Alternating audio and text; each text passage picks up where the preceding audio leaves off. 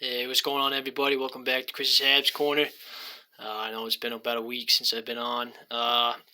So we're going to go over today a little bit of the Habs offseason with the free agents, trades, and buyouts possibilities, and really who's coming back and who's shipped off over the summer.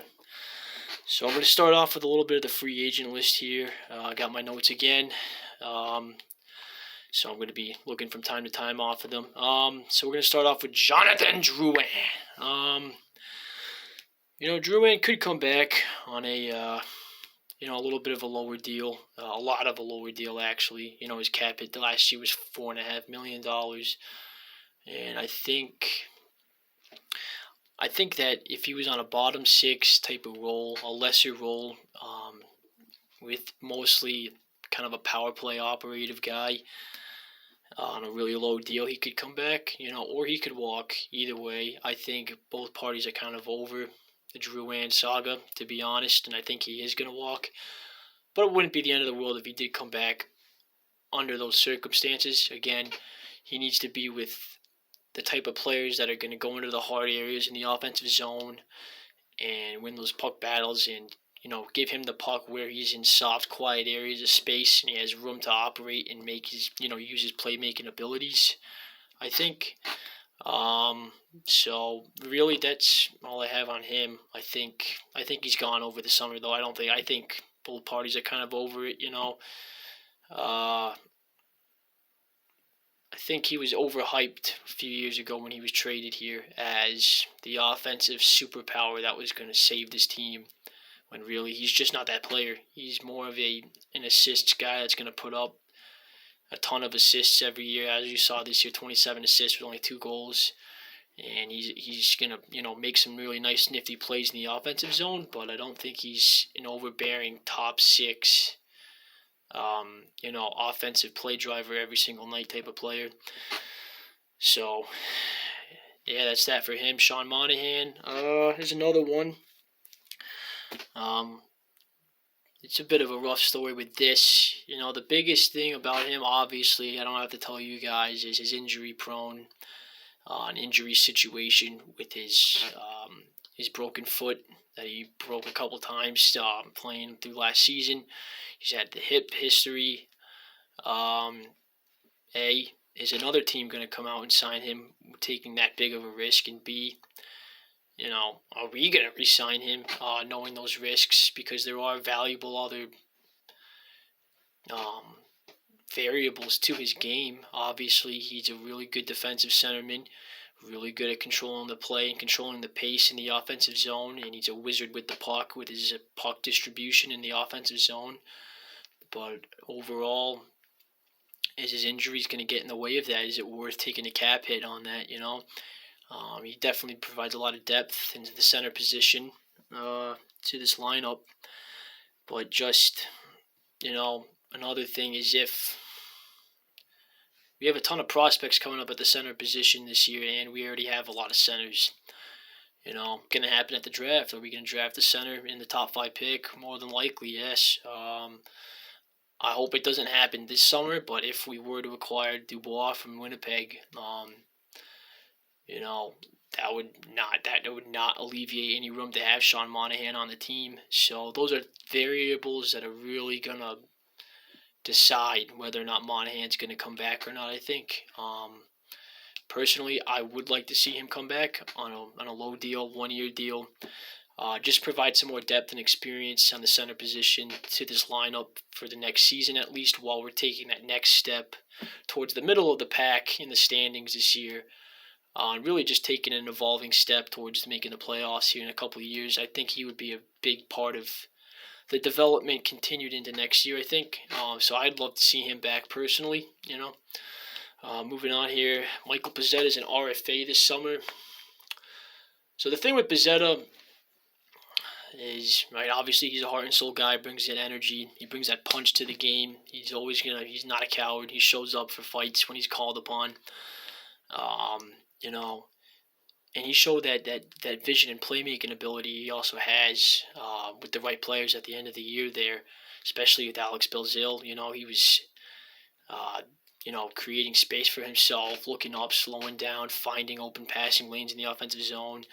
And he activated that through his style of play, with that hard north-south hockey he plays.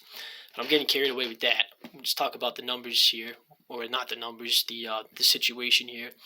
Um, you know, he's obviously a solid fourth line guy, and I think he made his mark in the NHL this year as a stable, standard fourth line guy that is not going to be forgotten. People know he's a solid fourth line guy now. So if we don't grab him, someone else is going to pick him up, and they're going to see that. And managers have already seen the value he can bring and the role he plays. The question is, does he really fit with Martin St. Louis' style of play? St. Louis really seems to want more of an offensive, creative flow of game in all four lines. And I think Pezzetta, I don't know if he quite brings that. I think he showed me a case that he can somewhat produce points and somewhat have an offensive game towards the end of the season. And obviously he's going to be fighting with a guy like Jesse Ullin, and he's going to be fighting with other prospects to get on that fourth line. Personally, I would like to see him come back. I think he brings a lot of value outside of the offensive game, outside of, just putting up points on the fourth line. I think that those big hits on the boards when, there's dull moments in the game, he needs some energy, and just he always answers the bell. I think that should be rewarded. I really do. So I would like to see him come back, but we don't know because, Jesse Linden is another guy that's a free agent at the end of this year, or he is this summer, and really with the room we have and the space we have in the forward positions, he would be fighting for a fourth line spot, I think, along with Michael Pezzetta there. Jesse Linden, he showed he can play at the NHL level, obviously, with his style of game. Really good at carrying the puck through the neutral zone, takes good skating lanes, he has good pace to his game, showed he has some decent vision, nifty hands. He really seemed to play well with, fourth line guys this year, bottom six guys that were really good at detailed board work and hard puck battles along the boards, and he really was good at being in those type of situations and making space for himself afterwards with the puck. And he's that amazing one-timer. He's a good shot, I think. I definitely think he fits in St. Louis' style on what would be his ideal bottom six forward position type of play. He just has overall a decent offensive side to his game, decent enough to be a bottom six forward in the NHL, I think. He was consistent with it, so I really think he could make a case to be on that fourth line next year with Montreal, especially if they don't end up re-signing Pezzetta and letting him go,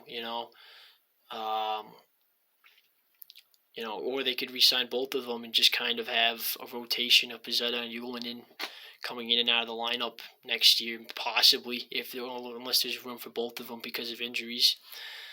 Another guy moving on, Gurianov here, RFA, $4.5 million hit, I think. Yeah, you'd have to match this summer to bring him back. And guys, it's not worth it. Yeah, I don't think it's worth it personally. He didn't show enough consistency. He put up some points in his first few games wearing the CH, but after that he kind of slowly faded away.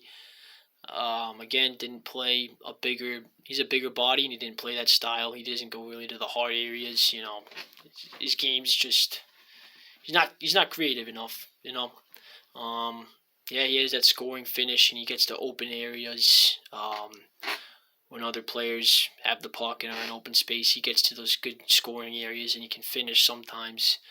But we have other players like that in our system. A guy like Emil Heineman really comes to mind. Really takes advantage of open areas when he has the puck and just wires that puck in the back of the net. He knows how to operate on the power play in that same fashion, So I think it's worth the risk of letting Gurianov walk and trusting that we have similar style players in Laval that are eventually going to some way make it into the lineup and be useful in that same role as Gurianov. And then, this isn't really a free agent. We all know he's coming back. It's just a big question of how the contract is structured, what it's going to look like. Cole Caulfield, you know, we've all been talking about it for months, ever since he's been out with the shoulder surgery. That's been the subject around his person, is the contract situation this summer.